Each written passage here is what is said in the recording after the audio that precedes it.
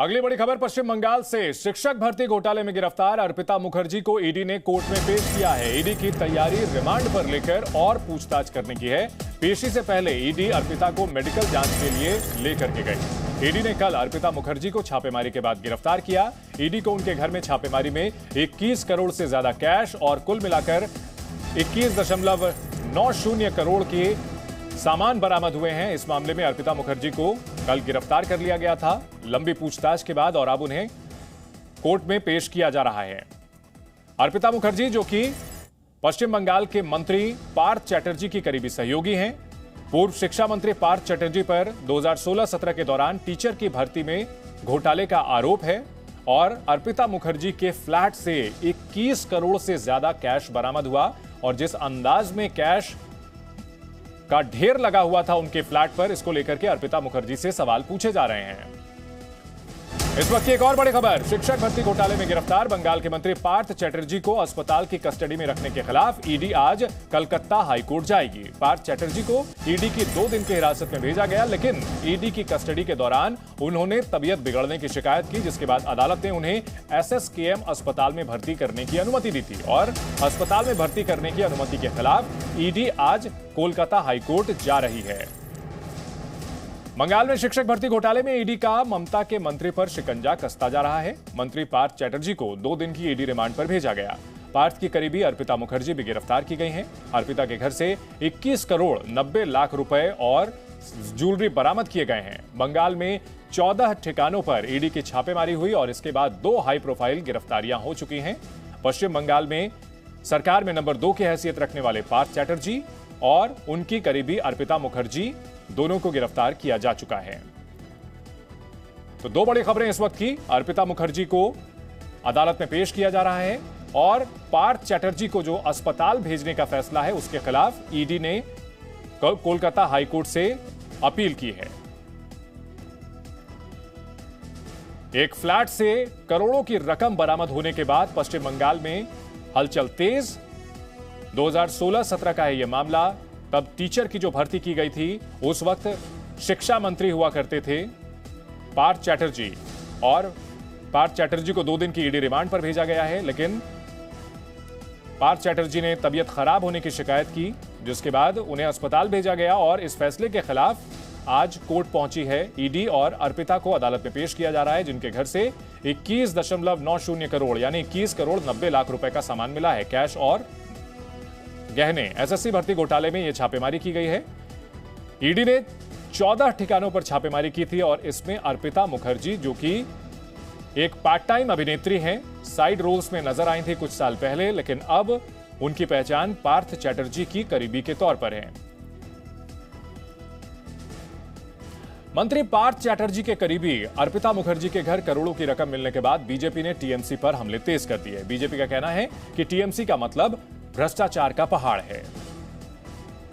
सारे leader corrupted हैं, सब जानते हैं। किसी को हिम्मत नहीं होती थी क्योंकि पुलिस घर आ जाएगा तुरंत। इसीलिए अभी ये जो बरामद हुआ है, चाहे मोबाइल हो और दूसरा डॉक्यूमेंट हो, उसका ऊपर अगर ठीक से कार्रवाई किया जाए तो बहुत दूर तक तार पहुंचेगा, बहुत नेता तक पहुंचेगा और जिनको अरेस्ट किया गया उनसे पूछताछ में बहुत सारा तथ्य आ जाएगा। TMC stands for the mountain of corruption. The mountain of corruption, एक भ्रष्टाचार का बड़ा पहाड़, एक अड्डा तृणमूल कांग्रेस बन गई है, उनकी सरकार बन गई है, जहां करोड़ों की लूट होती है। ममता बनर्जी जी मूक दर्शक बनकर चुप रहती हैं और उनके शासन में प्रशासन को लूट की खुली छूट है, उनके मंत्रियों को लूट की खुली छूट है। जिस मामले में ईडी ने ये गिरफ्तारियां की हैं वो एक लड़की की अपील के बाद ये शुरू हुआ था। आपको बताते हैं कि वो लड़की कौन थी जिसकी नौकरी छीनकर बंगाल के मंत्री ने बहुत बड़ी भूल कर दी, और आपको उस लड़की से भी मिलाते हैं जिसे जबरन नौकरी दी गई थी। इस फर्जीवाड़े का जब खुलासा हुआ तो पता चला बंगाल में बहुत बड़ा घोटाला हुआ।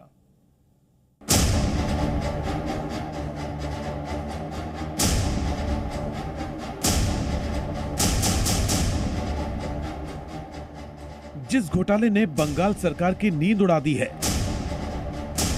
जिस घोटाले के सामने आने के बाद सवालों का जवाब देने कोई सामने नहीं आ रहा, वो घोटाला ममता सरकार में मंत्री की लड़की के चक्कर में हुआ था। यही है वो अंकिता अधिकारी जिसको नौकरी दिलाने के चक्कर में पूरा गेम प्लान हुआ था। परेश अधिकारी तब विधायक हुआ करते थे। इनके आदेश पर नियम कानून की धज्जियां उड़ा दी गई। बबीता सरकार हैरान थी कि ये क्या हो गया, कैसे हो गया, क्योंकि बबीता सरकार को जब लिस्ट से बाहर किया गया उसके बाद ही अंकिता अधिकारी का लिस्ट में नाम आया था। पश्चिम बंगाल में माध्यमिक परीक्षा बोर्ड के तहत शिक्षण और गैर शिक्षण पदों पर नियुक्ति के लिए स्कूल सर्विस कमीशन की ओर से 2016 में एक परीक्षा का आयोजन किया गया और उस परीक्षा के जो रिजल्ट्स थे वो अनाउंस किए गए नवंबर 2017 में और उसी रिजल्ट में देखा बबीता सरकार नाम की महिला का नाम मेरिट लिस्ट में टॉप 20 में थी और उनके कुल अंक 77 थे।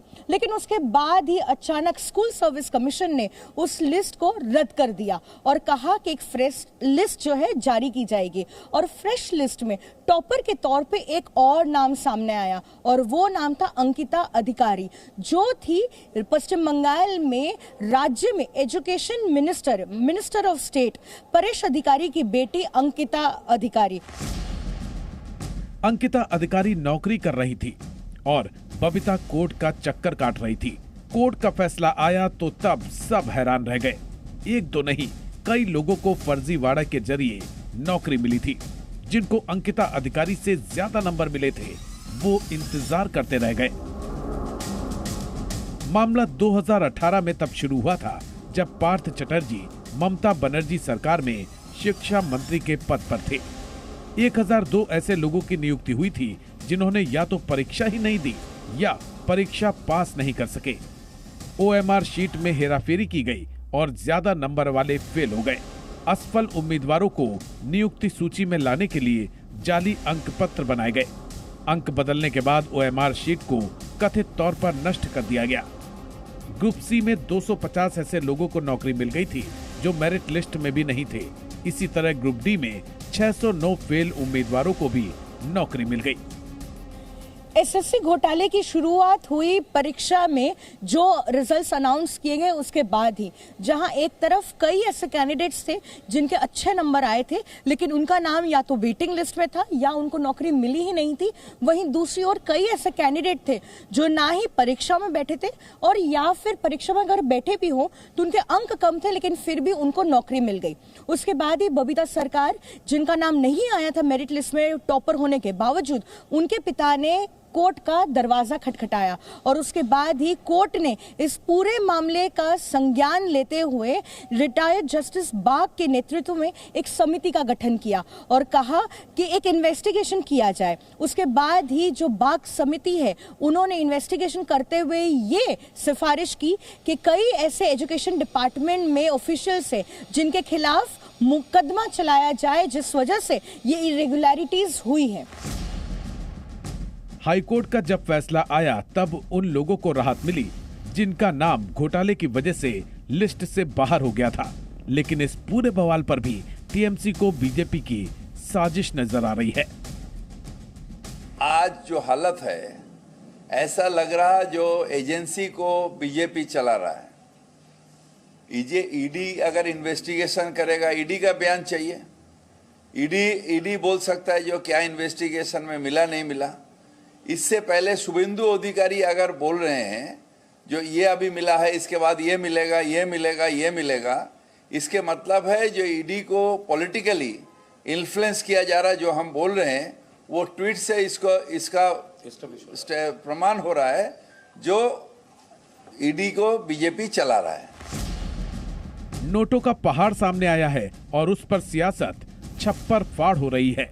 गुलाबी नोट के सहारे बीजेपी ममता बनर्जी पर सियासी चोट करने में लगी है और टीएमसी अलग अलग तस्वीरों को जारी करके ये बताने की कोशिश कर रही है इस पूरी साजिश के पीछे सिर्फ और सिर्फ बीजेपी है। पूजा मेहता के साथ ब्यूरो रिपोर्ट, जी मीडिया।